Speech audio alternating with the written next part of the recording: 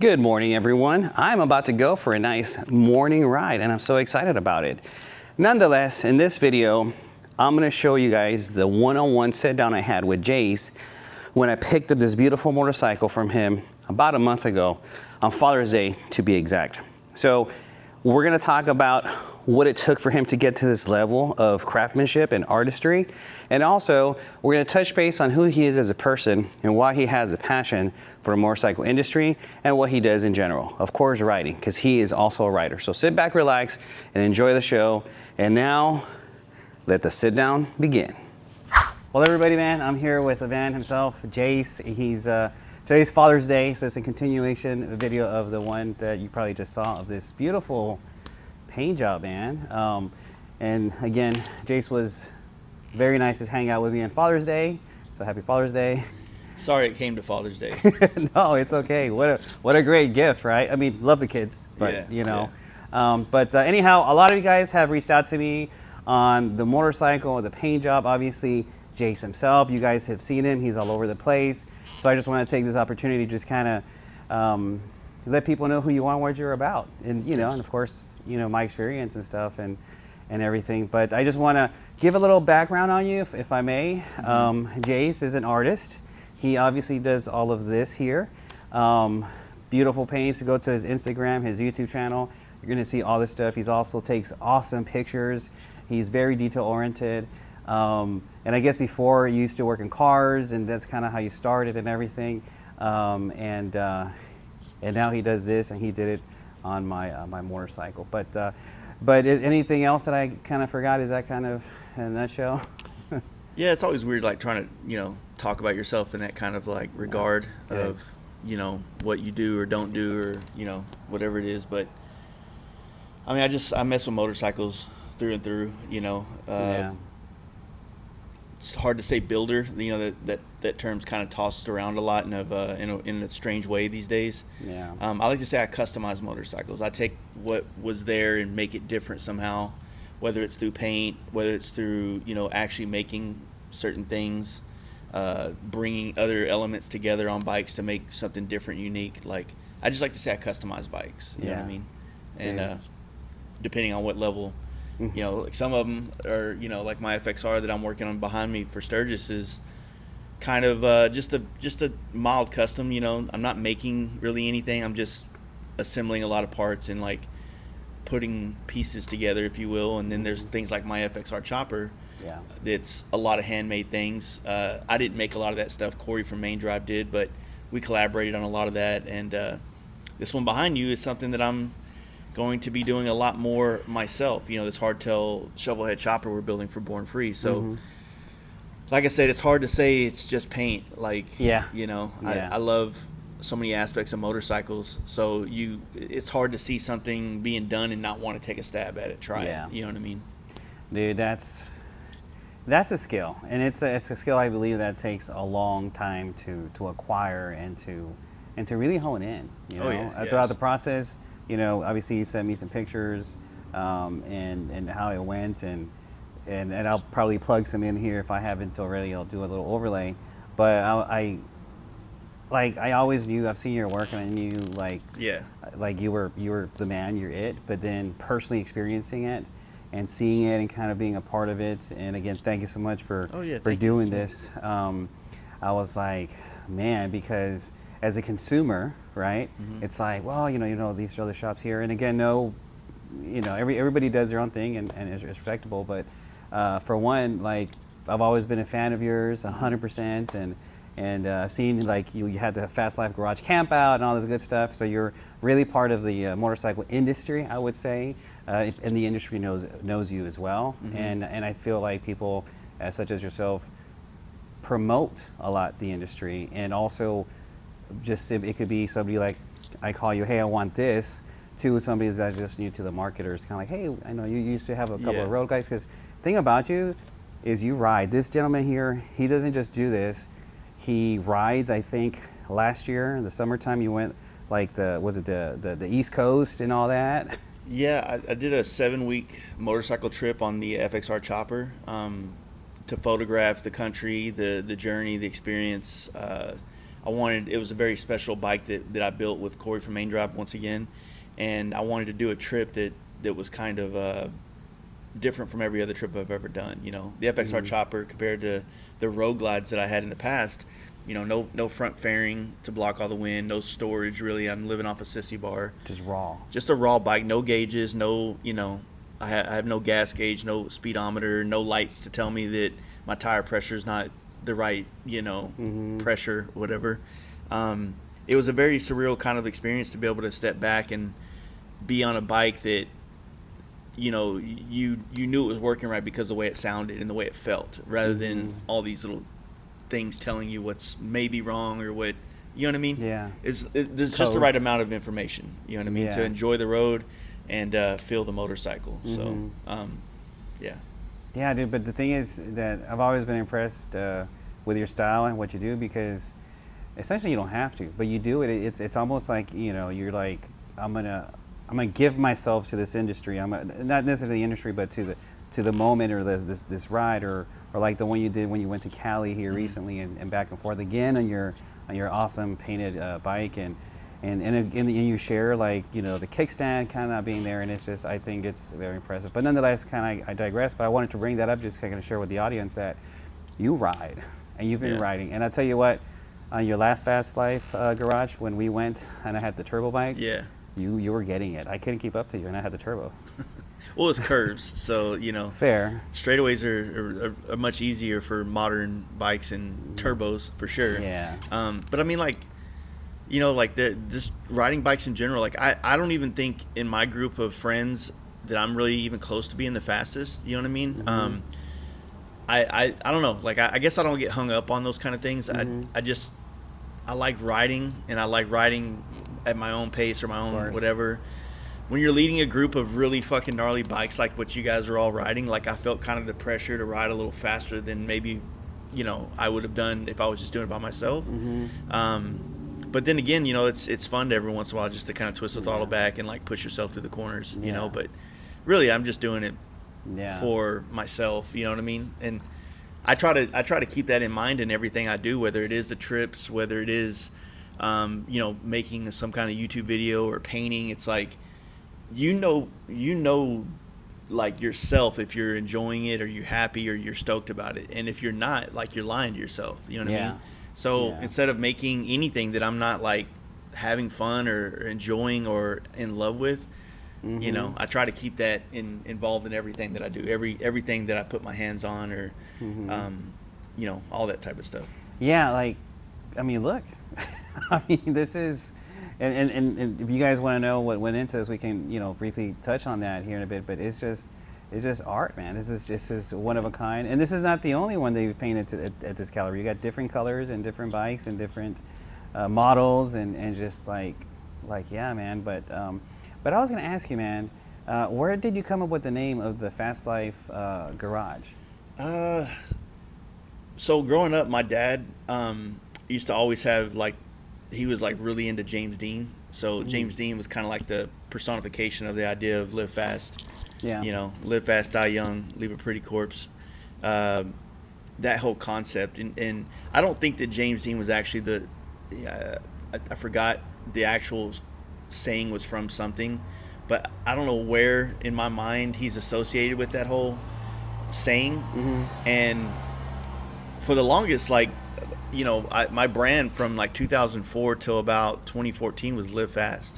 And then I had a business. We were doing, you know, full everything, building bikes, paint shop, you know, dyno, motor building, parts. Like, we did everything. And I brought partners in, and, you know, kind of that went south. And when it went south, I pretty much walked away from it, and that was Live Fast Customs, right? I didn't know that, man. Yeah, and that was 2013 when that happened. And so, as more of a spite, I called the next version of it Fast Life. And honestly, like, it was completely out of spite. You know what I mean? There was no real, oh, this is it. But then I think that the name came, and then, like, the life, or, like, the other like, everything that I've done and kind of been involved in since 2013, it's kind of like it's because maybe I named it that way. It's like I kind of, the irony of it, I guess, maybe is a way.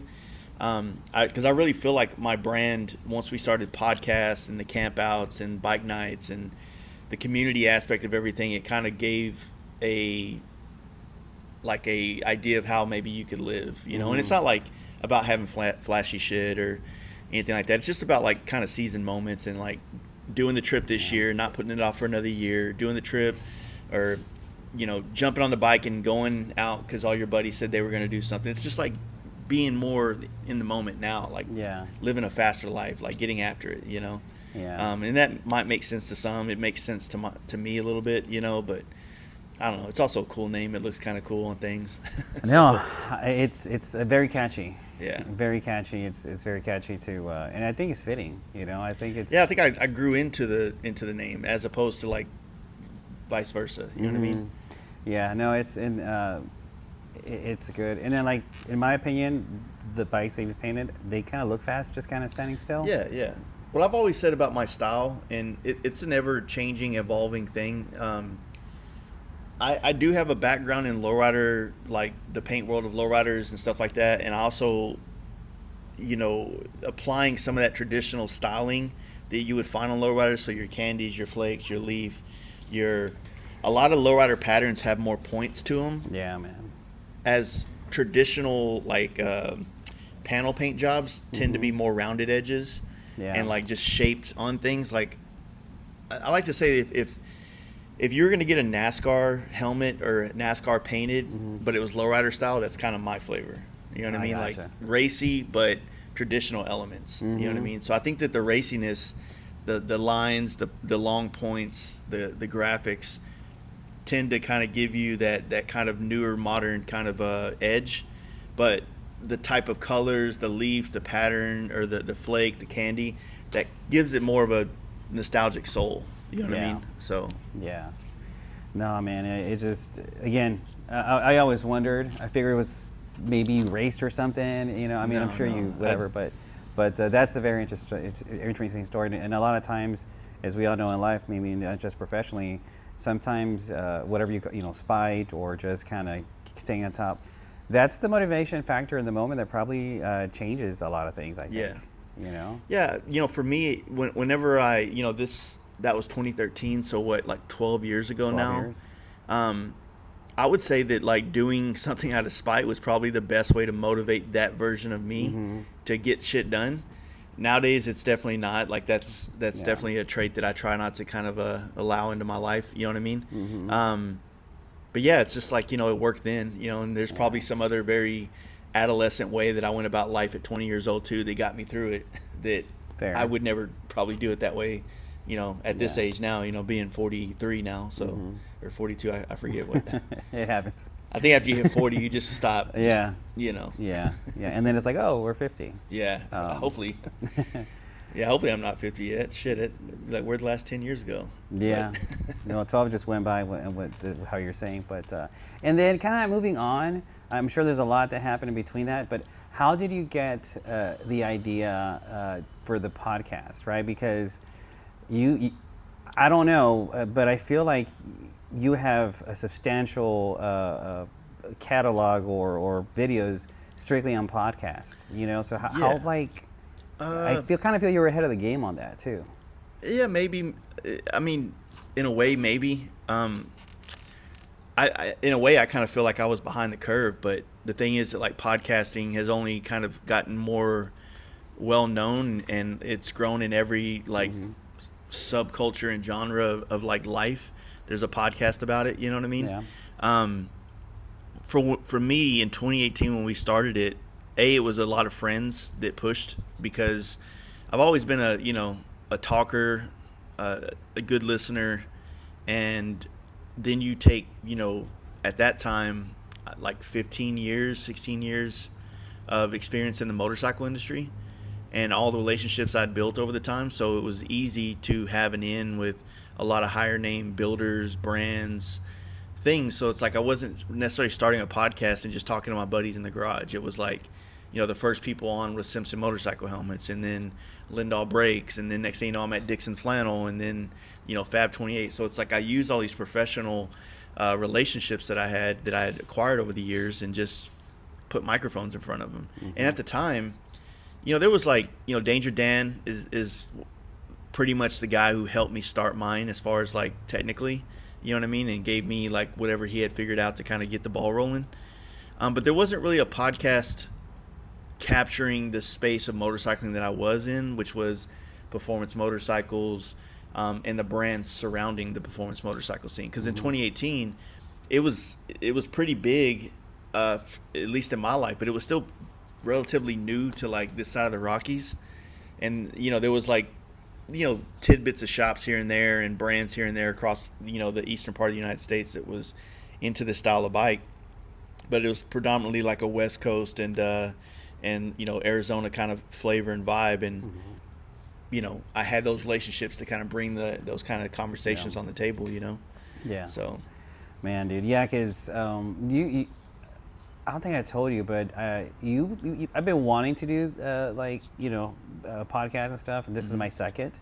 But you motivated me to do that. There's other ones or whatever, but in the industry, I guess I could relate to it, and you have and I know it's probably a lot of managing or reaching out to people or vice versa, and you kind of fitting them to your schedule to your personal profession and everything, and I know I appreciate. I'm sure a lot of the viewers appreciate that.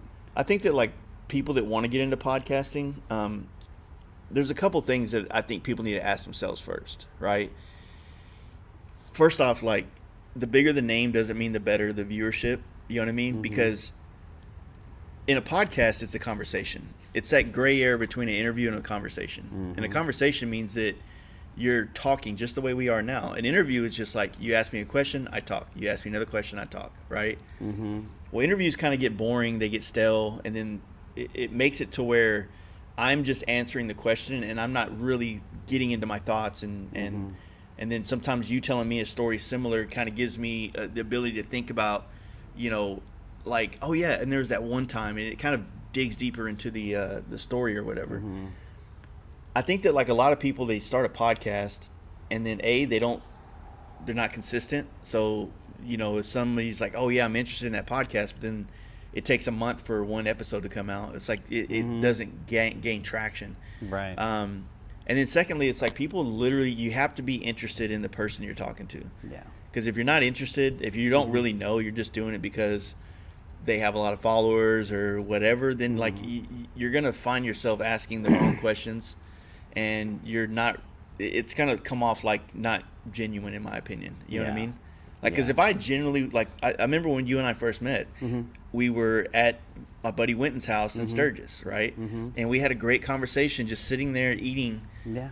And then I was like, man, I'd really like to do a podcast with you. I had a great conversation. I was interested in you. And then you came and did the first podcast, like maybe 2.5, 3 years ago, I think. Yeah. Probably like that. I would say 2.5. To me, like, that's an honest, like, it wasn't like I saw you had a YouTube channel and just reached out and go, hey man, like, I'd love to have you on. Like, I met you, I talked to you, and was like, man, I could talk to this dude for a couple hours and like, get some perspective. And we never really got into your like military background much. We just talked about the traveling on motorcycles and whatnot. So no, I remember that it was that was the best Sturgis trip I personally had. Yeah. That was the third time I had been to Sturgis. The first time was by myself, which looking back was also pretty awesome. Yeah. It's just yourself, just nothing wrong hanging with the guys, and love the friendships I've developed throughout the years, but there was a certain thing of just the unknown. Yeah. And I rode my 131, then I got the turbo and then rode it back home. So there was a lot on the line there. And the longest trip that I had was around the Beltway, which was 88 miles. Next one was from Houston to Sturgis. And I just went.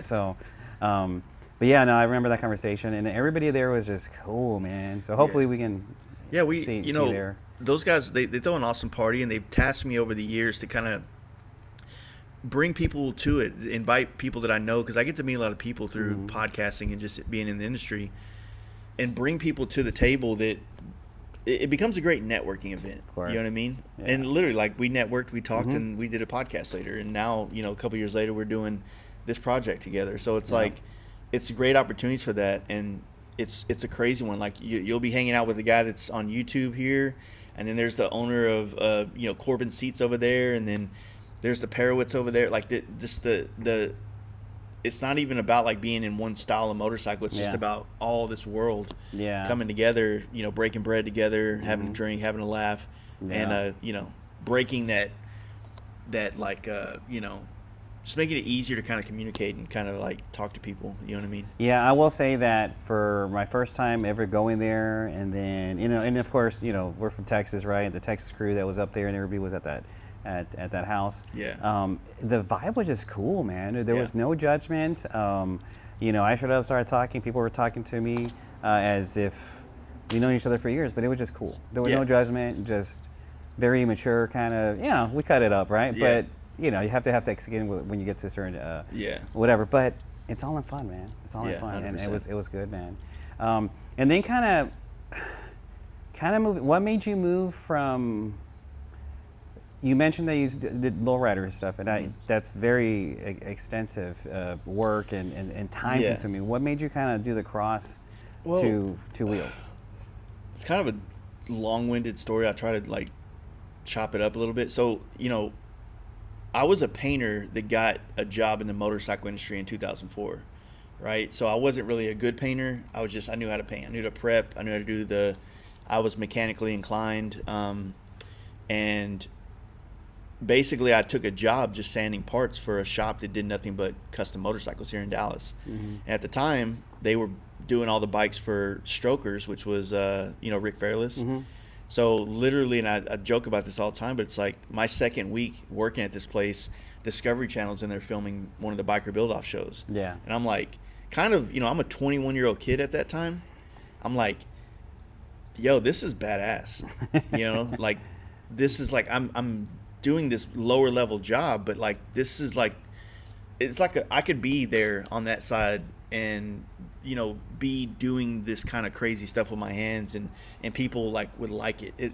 It's kind of the artist curse, right? Like, in a way, like you make art for yourself, but it's the way that everybody receives it that kind of helps you go through the emotional roller coaster of being creative, right?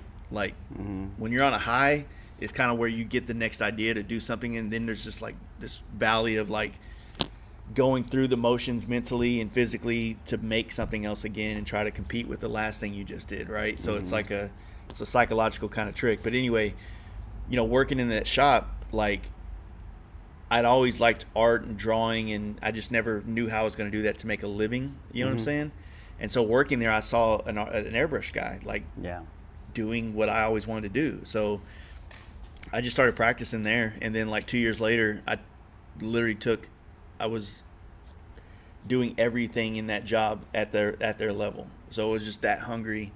And but I was more interested in being an artist than I was a biker. I had a motorcycle I was riding. I did enjoy it. I was customizing. A couple of my first magazines happened in 2005. But I really wanted to be an artist more than I wanted to be a you know, bike builder, customizer, or whatever the case. So, and I kept doing that, and the lowrider world was a place where you could really express yourself artistically through airbrushing and like making these collages and murals and things like that. And I never really did anything that like I was proud of at the time, but looking back, I'm kind of like, oh, you know, it's like not my, you know. Well, hindsight, right? Yeah. But I wouldn't say that like I just fit into the motorcycle world. You know, just it felt more at home. The lowrider world was full of some amazing artists, but it's a very cultural thing that obviously like I felt like I just didn't fit into it. You know what I'm saying? It's the only way I could really describe it. And in 2011, I kind of like I used to airbrush canvases at like lowrider shows live, but I would do like a Lil Wayne or, you know, Ice Cube, and it's like it would draw these crowds because they would see, oh, I know who that is. Like they had that. It wasn't like I was just doing a skull on a wall. Like they're like, oh no, that's fucking Ice Cube, right? And so it brought a crowd around me, and I just kind of like, you know, I don't know, like I started riding more, was into that, and then just kind of like decided I wanted to do bikes, and went 100% into motorcycles. Still did lowrider stuff here and there, but it just kind of like tapered off. You know, like I felt like if I was focused on one type of like canvas, being a motorcycle, then like I could try to perfect that. And Instead of like one day it's a motorcycle, the next day it's a hood, and the next week it's a wall on the side of a building. Mm-hmm. So it's like, yeah, I do have those desires every once in a while. Like I want to do my van up really badass, or I want to go do a mural somewhere. But you know, it kind of like it kind of hones me in and keeps me kind of focused on something that I can continue to compound interest on and build. You know what I mean? And every once in a while, like I'll break away and do something kind of separate, but that's more personal. You know what I mean? Yeah. I don't want to do it for work. You know what I mean? Dude, that explains so much. As soon as you said that, I was remembering the some of the stuff you've shared on your Instagram on the helmets, because he also paints custom helmets. And I saw like the different people on there, or insignia or whatever, and I was like, that's impressive, but it's not like you started doing it when you only did the helmets. Yeah. So I mean, obviously back in the day, in the motorcycle days when we were riding Harleys, like we really never wore helmets, right? And then one of my close friends, Brad, got really into he was always following the dirt bike scene. And when the dirt bike scene started to cross over into the Harley scene with like Unknown and some of those guys like that, they had all kind of like just chosen Simpson as the helmet to wear, right? Yeah. And so my buddy Brad was always telling me, man, you need to paint one of these up, blah, blah, blah. And I just, out of sight, out of mind. Typically, painting helmets was like, I hated it, because a guy would come bring a bike like this, and I'd give him a price for this bike, and then he would turn around and go, oh, I got some more stuff in the car, and bring 3 helmets in here. I'll paint these to match. And I'm like, yo, like, what? So it was like, and then you'd have this argument, almost like, no, I'm not doing that. And he's like, well, I'm not doing the bike if you don't do these helmets too. And it's kind of like it was kind of like a PTSD type thing. Like helmets were just, I'd see them, I'm like, oh, hell, they don't want to spend any money on them. It's a lot of work, especially if they're modulars and things like that. So I broke down and I did one for my buddy Brad, and I did one for myself. I remember it was 2016. My wife bought me a Ghost Bandit for Christmas. And I took kind of like the idea that I did in the lowrider shows, and I did the airbrush on top of the helmet with the saying on the front. And at the time, I'm sure there was at some point someone else had done it, but through my recollection and the relationship that was built with Simpson, like we helped create that style of like an image on the top, someone putting a saying on the front. Like that's kind of a fast life thing that started to happen on Simpsons back in 2016, and then kind of everybody started doing it. I don't know if I was the first. Simpson said I was the first. I don't want to take that. I don't want to personally say that or whatever, but what we would do is we would take the helmet and put like a recognizable character and make that helmet kind of not like a theme helmet, but like my personal helmet was Samuel Jackson from Pulp Fiction. Oh, okay. And then it on the front just said "bad motherfucker," like the wallet from the movie, right? And you hang it on your bar, and then everybody sees it, and it just draws attention to it, right? And I mean, like that helmet and my buddy Brad pushing me into that, like, literally changed the course of my life for like the last, almost 10 years. So like, you've been doing it for the last 10, 16. Yeah, so 16. So December of next year, so it was 9 years. Like I worked with Simpson on not just like painting them and doing that, but like we started like the first Mod Bandit ever like is upstairs before it was ever released. We painted it. Which one's that one? So what color is it? It's the one that has Danny McBride from Eastbound and Down on it. Yeah, I think I asked you about that. That helmet, like I got it like 2 or 3 months before the helmet was released. I rode around with it. Like I said, being someone that travels a lot of motorcycles, I would get these helmets, and Simpson would like, hey, let us know how you like this helmet, things like that. And so I would, and then they're like, all right, we'll throw a paint job on it, and then we're going to unveil this new helmet with your paint job on it at like AIM Expo or something. So that Danny McBride helmet was the first ever Simpson modular that was painted. And then same thing, I have the first ever Speed Bandit upstairs, and 2000 another company bought out Simpson, and it slowly kind of like has tapered to this point now where I'm no longer really associated with Simpson in the same way that I had been in the past. Still love those helmets and love the guys there. It's like I said, that helmet really changed the course of a lot of things for me. Being able to do those, and I fell in love with painting helmets because it was something that I can give people this personalized, I made this art for you kind of thing. Yeah, because they're all one-offs, bro. Yeah, and you know, like for instance, like we're doing one for you that's going to kind of match this bike, but I would always try to push people to look at their helmet as like an extension of themselves. Like, you know, having it match your bike is like cool for the time, but if you sell this bike, are you going to sell the helmet with it?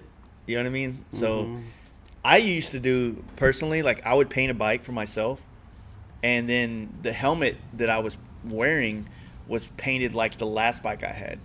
So I would get rid of the bike, but I want to remember that bike, so I would paint a new helmet, and then because I didn't care if my helmet matches my bike, I'm not that concerned with that. But you know, I wanted each helmet, and like I said, they're all upstairs, and each helmet is kind of like a year of my life traveling on motorcycles and everything I got to do and experience. I kind of remember it in that helmet. You know what I mean? Yeah. So when I see that helmet, I'm taken back to, oh yeah, the first time I saw the Grand Tetons, I was wearing that helmet. First time I rode to New York, I was wearing that helmet, and you know, those kind of memories are wrapped in a helmet that's now sitting on shelf upstairs as like a memory type thing. Well, not just that, but I think, like you said, beautiful bikes. You build some way before even this podcast here, but I feel like there's, at least for me, there's a personal, more of a person. Not that there's nothing not personal about a motorcycle, but the helmet, right? It's on your head. It's potentially saving your life. It's the thoughts, what you start thinking, listening to music, whatever. And there's a lot. Yeah. And I think everybody can agree that there's a lot that goes one inside of that helmet, I think. Yeah. You know, and what you see through the shields, I don't know, I think it's a very personal thing, like to your point. Yeah, I agree. You know, like I said, I've got so many, and I think I'm just a sentimental person in general. So like, I don't know, I wouldn't say I'm a hoarder, but I'm definitely like something that like holds some kind of significant memory value to it. Like I get pretty wrapped up and want to keep those type of things. You know, that's why I have, you know, trinkets up there on the shelf and things like that. You know, I would show you, but I can't show you some of the stuff. But but one day we'll be at a museum, I'm sure. Yeah, like even up here, you got these helmets. And in terms of helmets, you only paint on Simpson, I used to only paint Simpson. So like, it wasn't like a contractual thing, but like I'm a very loyal person, and while my relationship with Simpson was so like tight, I just felt like, man, I want, if somebody wants my art, I want it to only be available on this canvas. And then, like I said, since we're not necessarily working together anymore, it's like, well, now I can open my mind up to other helmets. But the other thing is that, like, the quality of paint that I try to provide, certain helmets, it just doesn't, it's too much. Like, if you have a helmet that has a lot of graphics on it, like, that's not a good helmet to paint. You know, you want to paint a solid color helmet that doesn't have any kind of like, you know, race, you know, like whatever water slide graphics, whatever they used on it, right?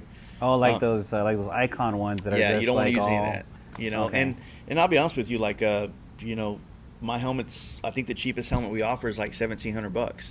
So if you want to put that on a $150 helmet, I mean, go ahead. I would prefer to put that on a helmet that's of a much more higher quality. You know, something like a Simpson or a Bell or Kubota or Shoei or something like that. You know what I'm saying? So, you know, a KBC or, you know, these little built helmets you get at Cycle Gear, I don't know if it's really worth putting. You know, I used to try to tell people, it's like, because this helmet is only worth $150 and this one's worth $1,200, doesn't change the quality of what I'm putting on it. So the value of like, say for instance, so this analogy might work. If you brought me this bike, right? This is a 23.5 CVO. This is a $50,000 motorcycle when it came out, right? Yeah. So you put a paint job of the caliber like this on it, and the price tag that comes with it, it's like, yeah, it justifies it. But if you take a Suzuki M109 with saddlebags and all that other stuff, it's the same surface, it's the same material, but that bike's going for $5,000. I can't change I'm not going to change the price that I'm going to charge to do that amount of work, right? Yeah. So the value of the canvas does not dictate the value of my work. Does that make sense? No, of course. I think it, well, you're the artist, right? You're the one, like I was mentioning in the previous video, that I was like, initially I wanted this other color, and you're like, hey man, let me advise you on what your vision, how you see it, and essentially guided me, as it guided me, and we went that. But it's you're the one here at early in the morning, going into early the next morning on the same day. You're the one doing this, ordering the parts, research of the specific paint, the texture, your signature champagne flake that's right here. Yeah. You've invested so much time in it. So no, I completely understand it, and it makes sense. Yeah. And of course, you're gonna. Well, you want people to be happy with what they get, and I think everybody has a sense of style and a sense of like design as to what they know what they like and they don't like. That is a very synonymous thing that I think that everybody shares. Yeah.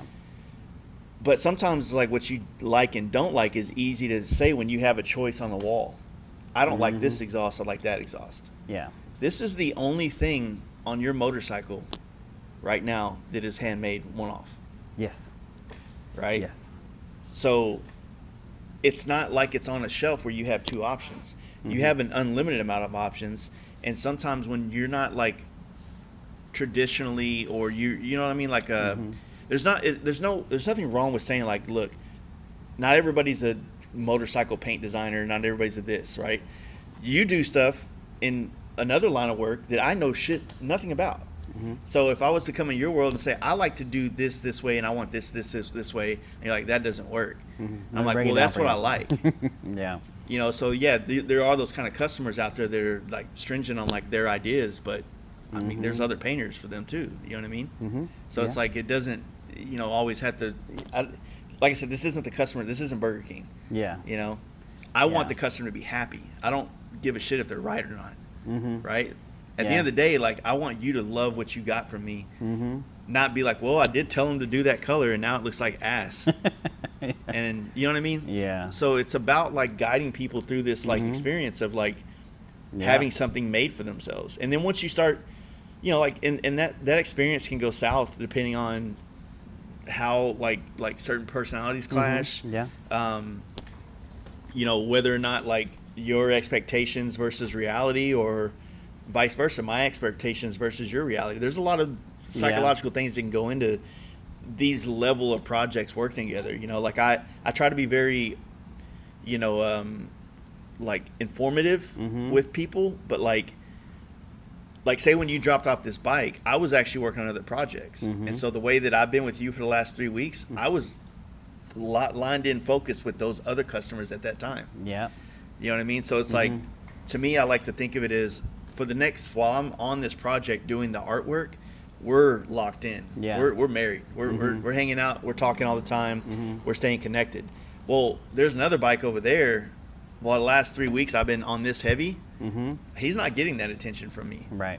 You know what I mean? Because I can't split myself up that way and like have 6 projects spread out. You know what I mean? Like, well, you're focused on what's I don't want to say what's in front of you, but you're focused on one thing and just putting your heart and soul into it. Yeah. This is beautiful. If I could multitask like that and give the level of attention to everything, I would be so much better off in life. Yeah. But it's just the way that I'm wired. Like I kind of indulge and obsess over the project in front of me, and kind of I mean it works for me, or at least it works now, right? But I've been looking at this since we got in, and I'm just noticing that this blue pinstripe is matching over here the line of it. Yeah. So this like, wow. This should flow into the tank and all that stuff. So and then it kind of over here, it's just a little detail. I like to look at it like every piece of this bike is part of a bigger puzzle, and when you put it all together, the whole bike kind of unveils itself as one. Yeah. So not every piece is painted to the level that every piece is painted. Like the lids are solid candy red. Yeah. But I mean, there's always maybe a version of you adding more to the top of it, but then there's also like, well, it's kind of a good touch of like, dude, just the right amount. No, it's beautiful.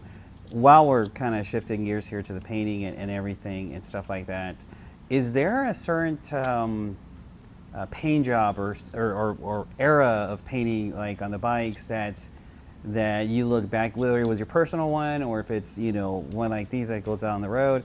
Is there one or several that you're just like, man, that was good. Or as you continue, you're just like, man, this one's better than the other one. Or is it just kind of neutral because everything is different? Color, like popularity and color schemes kind of they change with the times. Yeah. You know? Yeah, that's true. And there are some things that are like, it's kind of like a flame job, right? A flame job is timeless. It truly is. Now, there's been a lot of flame jobs as of recently, and I think that what people will start to see is like they're seeing it too much, and they'll feel like, oh, well, I don't want to do a flame job because I feel like everybody's doing it. That happens, right? But it's like one of the only paint jobs that it never isn't like in style in a sense. It's kind of like a good pair of Vans or some Dickies or something. Like it just always, wherever the styles and trends go, that one still has a home in it, you know? It seems as though like we went through a phase, and I think we're getting out of it now, where everybody was doing like pastel colors, a lot of almost like neons, like you were talking about, but more of a pastel. So like your 80s kind of, you know, Miami Vice, those kind of things. And I think that like that color scheme, while it's classic, it does put you in a time. Yeah. And I think that we're kind of coming out of that. You notice like maybe 8 years ago, like every car manufacturer had like that industrial gray. You know, the CVO had the what is it, the battleship gray or gunship gray? Gunship gray, and then this one was a platinum gray, I think. Yeah. So they have all these like grays that almost look like primer, but it kind of fit the tone of just like society. Like that's something that fit into society very well. Yeah. You know, and I think that like, you know, your classic colors like candy red, like those don't ever really go out of style. You know, there's like candy red, candy blue, black. There's certain things that never really go away. Dude. Personally, like I like I'm a warm tone person. I love painting blues. I love painting greens. I don't personally see myself like when I don't know if fantasize is the right word, but when I imagine myself, fantasize has been a weird.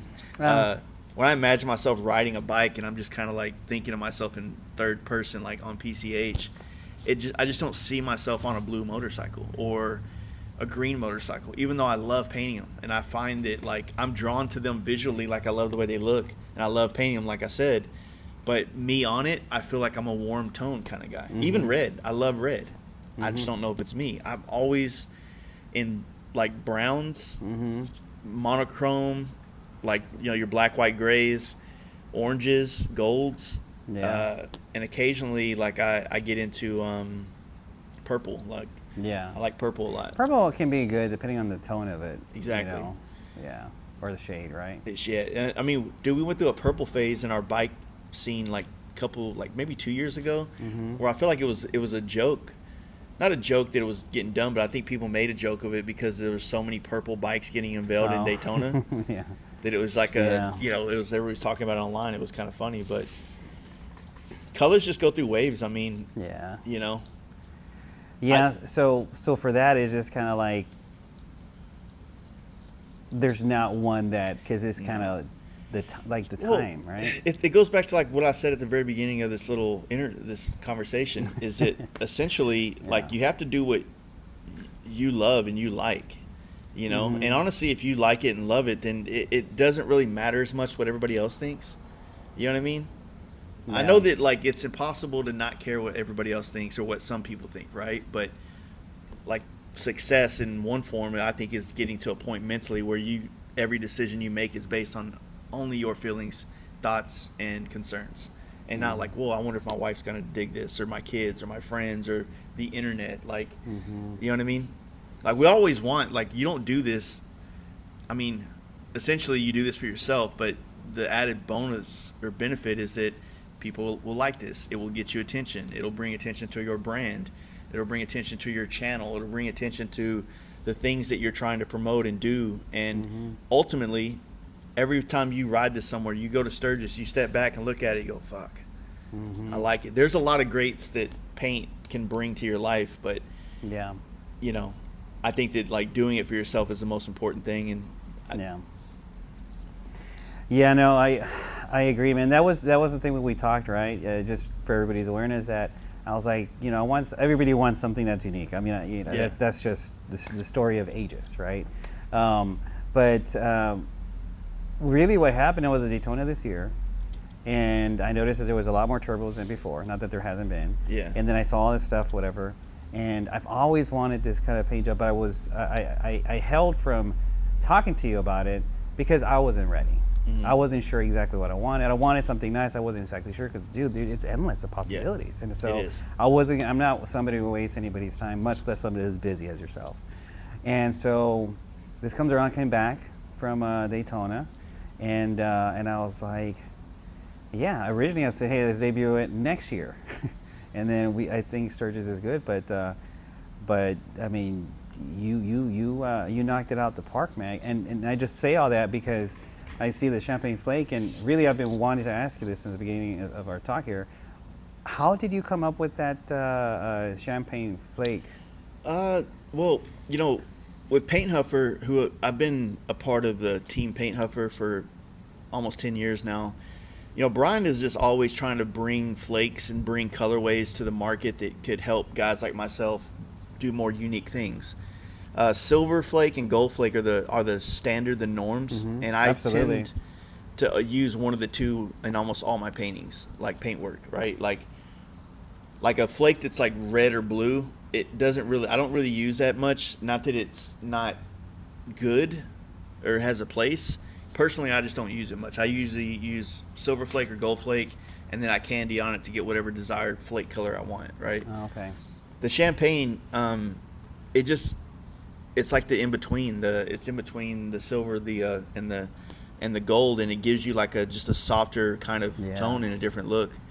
And I mean, at the time, like, you know, Paint Huffer was going through a lot of the artists and asking them, like, hey, what kind of flake would you want to be your signature flake? And, you know, silver was taken, you know, gold was taken. So I was like, you know what, I could probably see champagne, you know, kind of like fitting a lot of the things I like to use.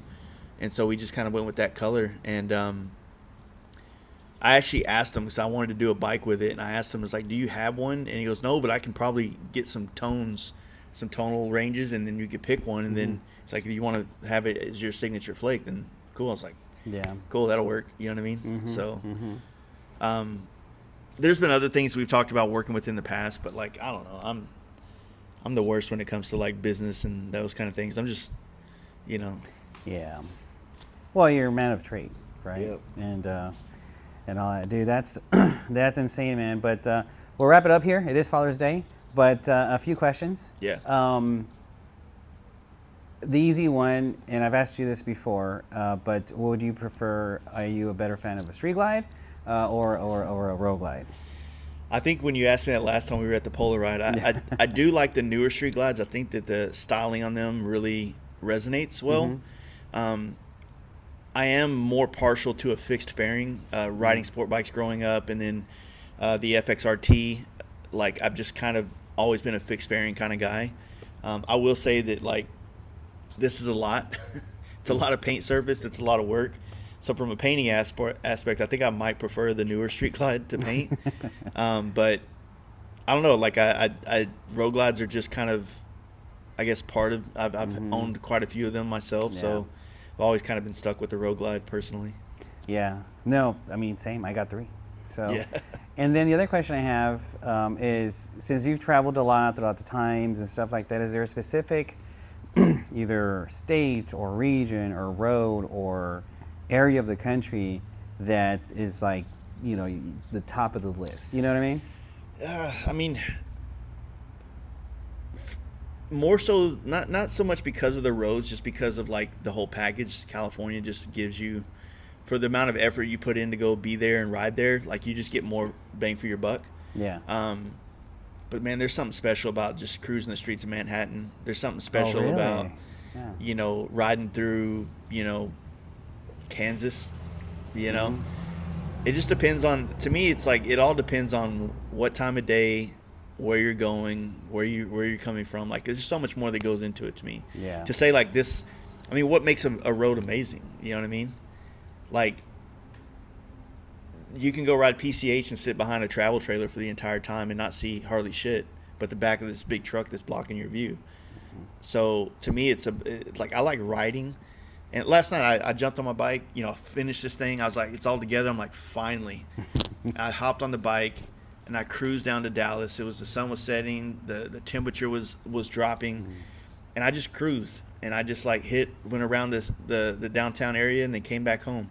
And it was amazing. So to me, like, I think anytime you're on a bike, it could be a great experience. Just depends, on all the other conditions. How hot is it? How cold is it? What's the light look like? Because that changes a lot for me. You know what I mean? I have so many amazing spots that I've gotten to ride in America. To say one's better than the other, it's kind of impossible. It really is. I've ridden Lolo Pass in the rain, and it was amazing. You know, and I've also done PCH in the rain. It's like that was a different experience than like doing it dry. So it's like, I know it's a long-winded, not really answering it as simple as I think most people want to. I just think it's a perspective thing. Hell, I was riding Galveston seawall a couple years ago at the rally, and I was like, yo, this is kind of sick. You know what I'm saying? Yeah, the sun going down, you got the ocean breeze, and Yep. you hear it, and it is. And yeah, dude. No, I mean, there's no wrong answer for that. Yeah. It's your experience, and that's why I'm really curious, because you ride, and every rider is different. Every rider is has their own experience and is seeking whatever they're seeking, or just following through with whatever they had on the ride. I will add to that. Like, I've always said this, that the roads in America are kind of, they're mapped out, they're paved out. You got to think Eisenhower for these highways. And so there's just like this endless web of connectivity throughout the country through these concrete passages, right?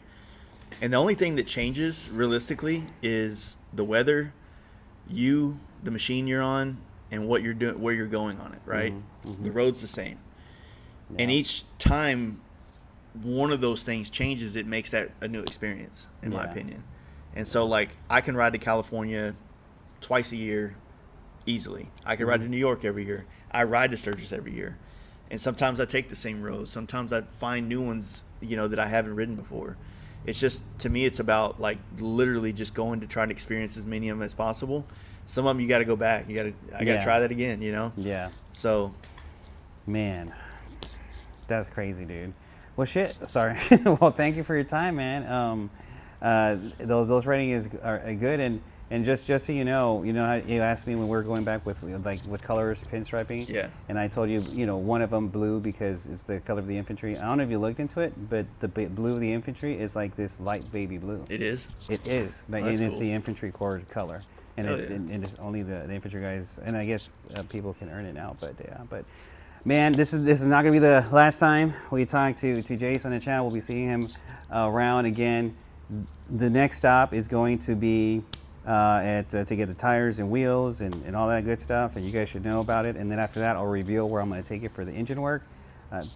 Jace is one of the very few people that know it. Maybe there's this many people that know about it. One of them will be my wife, and it's going to be a good build. And I just I'm excited to see this one done, man. It's going to be a showstopper in Sturgis. Man, I'm just so excited, man. Thank you. Really, really appreciative, and taking your time to do this. So in the future, if somebody wants to get a hold of you, just message on Instagram, or what's the best way? Yeah, just message on Instagram, but just don't say how much. You know what I mean? Just tell me what you want, what you're doing it on, what your time frame is. Like, the more information, the better. I can kind of help narrow down like where we're at financially. Yeah. Or no one likes to do this because everybody wants to, they want to budget, or they want to negotiate, right? But we all know what we have to spend, and if you just kind of open with like, hey, I have this kind of budget and this is my ideas, then we can kind of figure out if we can work with that. But the whole like, I want a $10,000 paint job for $3,000, not happening. You know what I'm saying? And that's not the price of these, by the way. Yeah. That's not the price of these. Every price is going to be unique and stuff, but it's not going to be there. And, there's I don't want to sound rude or anything, but there's a saying that I was told to me a long time ago to say, not that there isn't a budget that we should all have, right? Yeah. But if you have to ask, then it's probably not for you. right? Yeah, That might be a little too, I don't know, but that's what was told to me, and it kind of stuck with me. So that's when I talked to you. I was like, hey, man, this is what I want, this and this and that this is what I'm thinking. We adjusted. And you're like, well, okay, cool.